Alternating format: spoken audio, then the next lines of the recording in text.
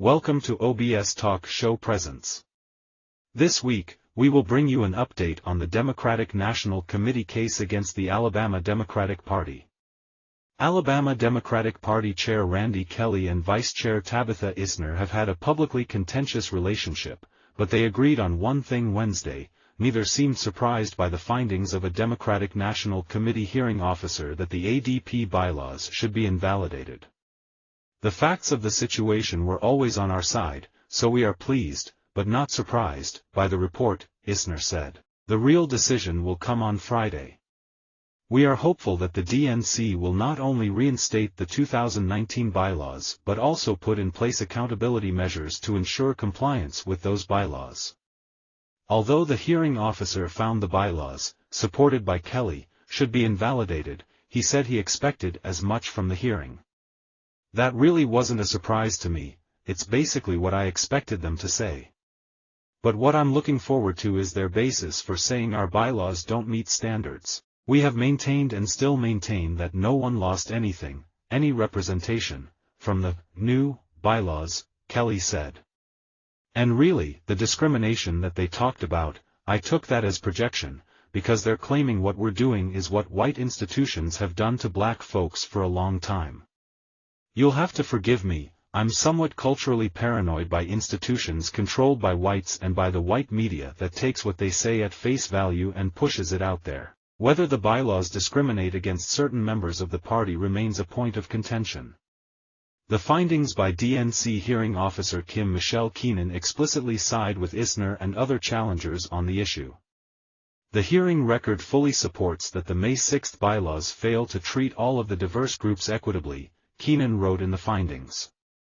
This is a fatal defect in the May 2023 bylaws in violation of both the DNC charter and bylaws as well as the October 2019 bylaws which were put in place to achieve that very goal. The ADP can only win if all Alabama Democrats win, no one should be left out or left behind. Keenan points to a drastic decrease particularly in Hispanic and youth representation in the party after the bylaws vote as evidence of the discriminatory impact of the changes that turned minority caucuses into committees. The SDC current list supports the lost opportunity for participation by diverse groups beyond black Alabama Democrats, Keenan wrote. This is particularly true with respect to the participation by youth and Hispanic groups, whereas Native American and AAPI Democrats simply continue to be left out. Kelly has said the change from minority causes to minority committees has not robbed representation from any SDC members, but Keenan also disagreed with that argument. The juxtaposition of caucus versus committee is at the heart of the change in the May 2023 bylaws, Keenan wrote. The challengers assert that by reverting to the committee structure, diverse elements of the party lose their own self-determination to select their membership and the system effectively strips the ADP of robust representation. Moreover, the committee structure prevents those groups from, among other things, choosing their own at-large members to the SDC, and restricts their at-large membership to their percentage of the Democratic electorate even though it may be less than their percentage in the population. Further, the 2023 bylaws permit the executive committee of the SDEC to select their members. These are material and substantive differences in the participation of AAPI, Hispanics, Native Americans, LGBTQ+ individuals, youth and people with disabilities. Given the findings from the hearing, APR asked Kelly what would happen if the DNC demanded changes to the bylaws. If that's the case then we'll make changes, Kelly said. But what I'm hoping to see is some sort of compromise between us, because I'll say again that the bylaws do not discriminate against anyone. That's not what we're about. So, I want to hear the full story of exactly what they want us to comply with. No one has lost representation. And in our bylaws, all of these groups are still represented based on their representation in the Democratic electorate. Josh Coleman, a gay DNC representative from Alabama, said he is profoundly disappointed to confront the dysfunction within our party on a national stage.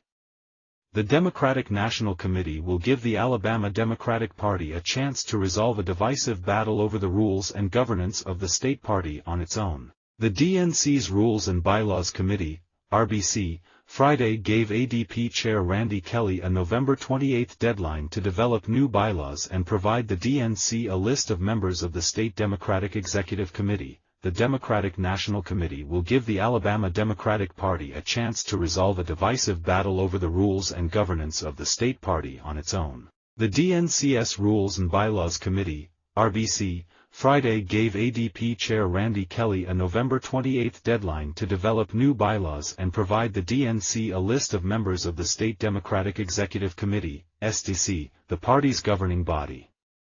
The RBC ordered the party to hold a vote on the bylaws by February 1, 2024. A resolution authorizing the action added that the RBC may take necessary action to enforce the resolution, including but not limited to the appointment of DNC representatives. Kim Keenan, a lawyer charged with overseeing a September 8 hearing on the party dispute, said the battle stemmed from long-standing issues of representation within the state party, the party's governing body. The RBC ordered the party to hold a vote on the bylaws by February 1, 2024. A resolution authorizing the action added that the RBC may take necessary action to enforce the resolution, including but not limited to the appointment of DNC representatives. Kim Keenan, a lawyer charged with overseeing a September 8 hearing on the party dispute, said the battle stemmed from long-standing issues of representation within the state party. "I like to say that what happened here is a perfect storm of the faraway past and the near past, basically colliding with the present," she said. Ben Harris, an attorney and ADP's vice chair for county affairs and a lawyer, said Kelly and vice chair for minority affairs Joe Reed were prepared to pass amended bylaws that satisfied the DNC's requirements, with the at-large members who were previously denied a vote. He stressed that he feels it's important that the party come to a voluntary agreement by working together. "We need the opportunity to reach that by agreement, and not by one side winning and one side losing. We've had too much of that," Harris said.